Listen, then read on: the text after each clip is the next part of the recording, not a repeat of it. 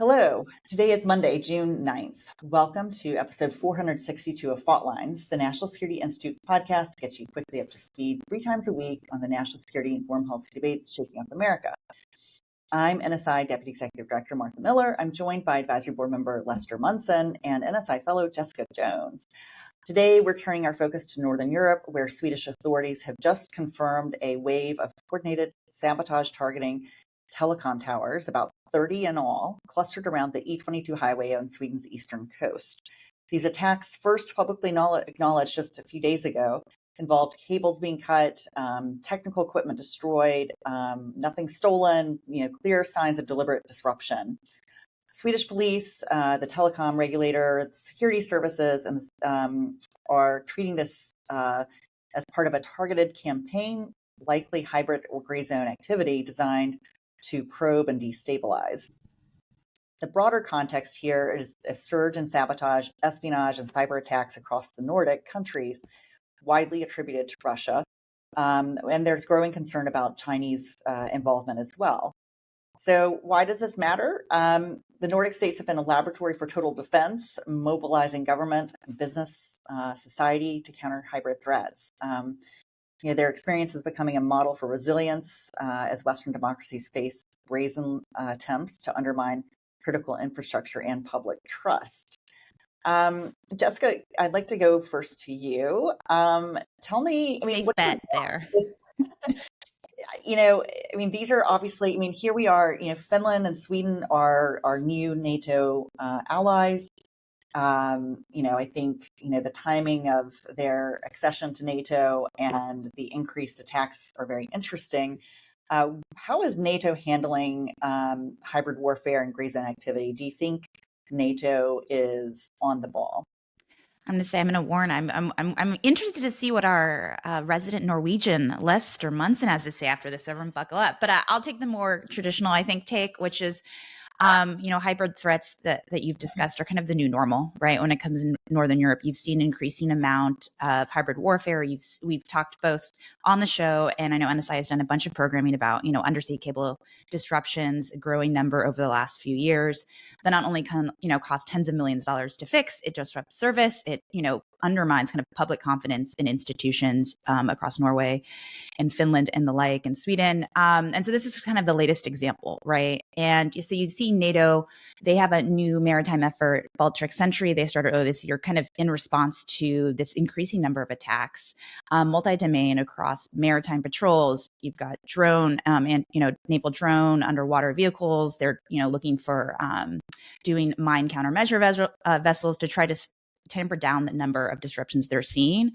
But unfortunately, this is a 24/7, effort. Whether NATO has the resourcing to keep this, to sustainably keep this up into the future, that's a question. Attribution, as you know, of hybrid, gray zone warfare is difficult. And so the level, the amount of deterrence NATO is going to see when it comes from its efforts is questionable. And they've also been patrolling this area before and it hasn't stopped attacks. So I'm not really sure how effective it's going to be, whether we see a decrease actually in disruption or not. Now for Les's raised eyebrow. Lester, what I want to see. We'd like to hear what you have to say. Is NATO up to the task? And how would you compare this to, for say, Salt Typhoon and Volt Typhoon? I feel like the United States is also subject to gray zone activity through cyber attacks. What are your thoughts on all of this? Well, as a Scandinavian American who is well aware of the very difficult contradictions in my heritage, I am concerned that old Swedish imperialist instincts have left bad blood across the region. Norwegians, others upset with the behavior of Sweden generally. This attack on infrastructure could be the result of Sweden's bad decisions in the past. Mostly kidding about that, but we can't rule it out.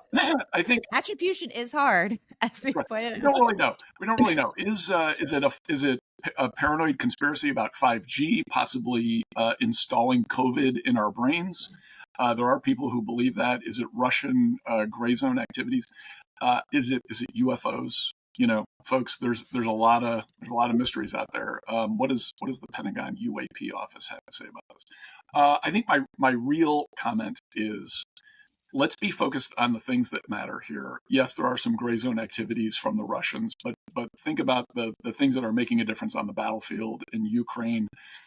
Drone attacks, cyber attacks do matter. We need to be hyper aware that Russia is basically an adversarial state to NATO, to the West, to the United States. Pretending otherwise is foolish. We should be thinking about how we use our considerable resources to protect ourselves from Russian predations and not get distracted by some of these other silly things. And so I think it's another lesson here that we need to take this more seriously than we do. And it goes to some of the decisions that have been made by the new administration to dismantle the U.S. national security infrastructure. And I'm thinking of foreign assistance programs and programs at the State Department that were kind of related to some of these areas that we've just kind of arbitrarily dismantled through Doge activities, which was run by Elon Musk, who is now on the outs with the administration. So that seems like it was not very strategic at all. I think there needs to be real thinking in Congress and in the administration about the things that matter for our national security, funding programs that will take the fight to the other side instead of us just being defensive all the time. And we need to start acting like we're in this game and not like we're just trying to pacify every little hostile action that occurs. Our interests are at stake. Let's start taking it more seriously. So when these gray zone activities occur, is this a signal to NATO countries and the United States that we should be more aggressive in terms of supporting the Ukrainians on the battlefield and making things tougher for Russia so that all around they will be less able to conduct these sorts of hybrid activities? Of course we should. We're on the side of the Ukrainians here. They're fighting for freedom. This is not super complicated.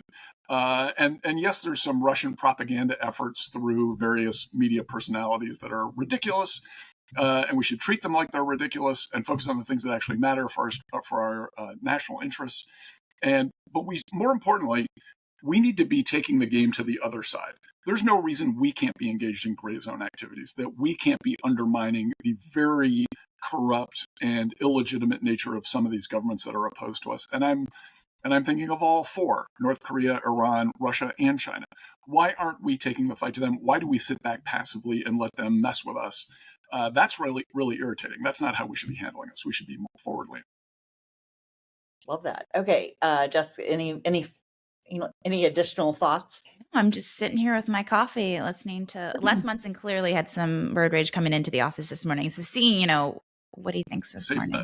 Safe bet. Take the road rage to these adversaries. Take the rage to the targets. The best defense is a good offense, people. That's driving and national security. All right. Well, on that note and driving advice, that's a wrap. Thanks to Kelly Crowley, Taylor Lane, Claude Jennings for producing today's episode. Join us on Wednesday, June 11th for another episode of Fault Lines. And don't forget, we are on YouTube as well. So please check us out. And if you like what you see and hear, please rate, review, and subscribe.